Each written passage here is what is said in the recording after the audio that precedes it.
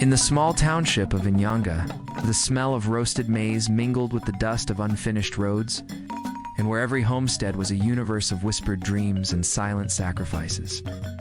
Simba and Charmaine were spoken of in tones reserved for rainmakers and prophets. They had once walked through the village hand-in-hand, symbols of a new love, untouched by old grudges. Their wedding had been the kind that elders said made even the ancestors dance. Goats were slaughtered, ululations pierced the air like birds in flight, and beer flowed like a river reclaiming its path. The drums spoke of blessings, of fruitfulness, of unity between families and lands. Everyone said these two were stitched together by the same thread of fate. I thought, and for a time it seemed true. They built their home in the quieter edge of the township where charcoal fires smoked in the mornings and dogs barked at dusk. Their love filled that house, she with her quiet strength, he with his laughter like thunder in a dry season. They planted bougainvillea along the fence and painted their walls the color of wet clay.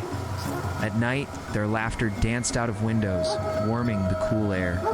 But time, that silent visitor, came with empty hands. No child, no wail of new life, no tiny feet to mark time across their kitchen floor. The coming of shadows in Inyanga, women were taught from early on that marriage without children was like a drum without skin. Charmaine had grown up hearing stories whispered in firelight of aunties returned to their fathers' homes, of mothers who wore shame like a second skin. The whispers began slowly. A neighbor's offhand remark. Still no little one running about? A friend's forced smile. You've been blessed in other ways, I suppose. Charmaine tried to quiet the questions with faith. Simba did not. His silence turned into weight. He began to withdraw, not in anger, but in a growing distance, as if their marriage were a road, eroding beneath their feet. Then one evening, after a long silence that hung between them like a fog, he said it. Charmaine, I must take another wife. I am not growing any younger. This is not working. She did not cry. Not then. Her tears were internal, flowing into the parts of her that had once bloomed with hope. She nodded, not in agreement, but in disbelief, as if words had become spears aimed at her chest. A few months later, Simba visited his parents. I'm glad you are here, my son, and I hope you have considered to take my friend's daughter as your second wife, said his mother. Hearing this, Simba cleared his voice. Yes, I am ready now, Simba said, with a gentle smile-filled hope of a new beginning. I can't wait any longer, Mom, he added. I am longing to have my children now. His parents were both filled with joy hearing this from their son Simba. Without wasting much time, Simba's mother made some necessary arrangements for Simba to meet Natasha, her best friend's daughter. It took no time for Simba and Natasha to fall in love, since Natasha was holding on, waiting for Simba's proposal. In few days, Simba returned to his wife. But this time Simba was changed. His mind and heart were both filled with the new love.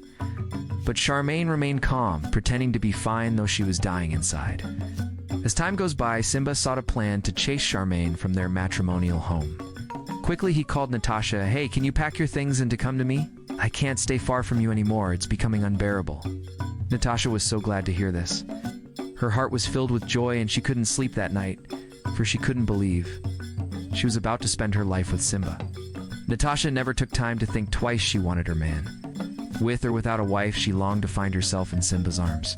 So she did what Simba instructed her. Seeing Natasha, Charmaine was not surprised. But she knew fighting was never a solution.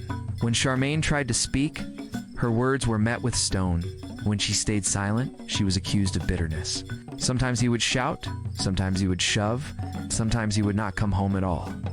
Her body, once the temple of their unity, became the canvas on which his frustrations were scrawled.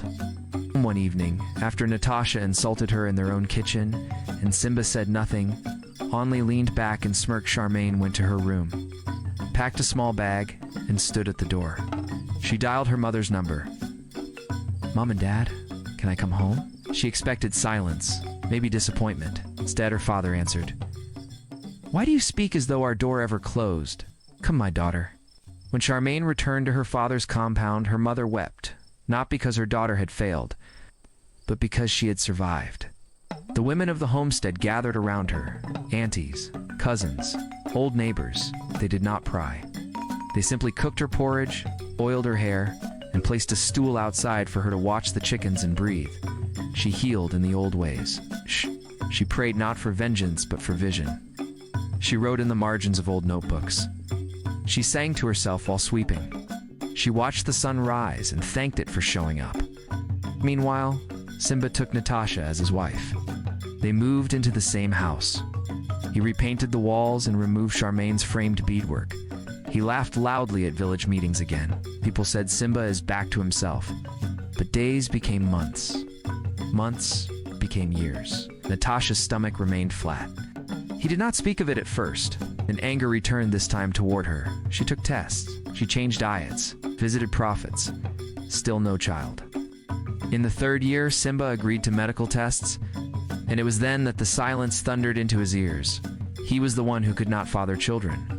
Not Charmaine, not Natasha. Him. Pride and shame wrestled in his chest. But neither could fix what had been broken. And back in her village, Charmaine met Godfrey, a widower with soft eyes and a laugh like autumn wind. He was not loud. He did not conquer rooms. But he noticed things like how she always tilted her head before she spoke, or how she hummed when stirring tea. He asked no questions about Simba. He offered no solutions to her past. Instead, he walked beside her, slowly. They married beneath the old fig tree, with only close family in attendance. There were no drums this time, no goats, no spectacle, just 2 hearts choosing peace.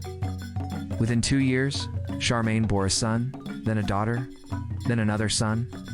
Her laughter returned, not the laughter of the newlywed bride she once was, but a deeper one. The laughter of one who had seen drought and still believed in rain. One afternoon, while her children played with mango peels in the dust, Godfrey placed a hand on her shoulder and said, "I do not know the name of the man who wounded you before, but I thank him, for had he held you tighter, I would have never found my home." Charmaine did not respond immediately. She looked out over the yard, where life spilled in laughter and sand, and only then did she say, "But I was just not his harvest." And so she waited, not for Simba, not for vengeance, but for a life that honored her fullness. Please, comment, like, share and subscribe. Thank you for watching.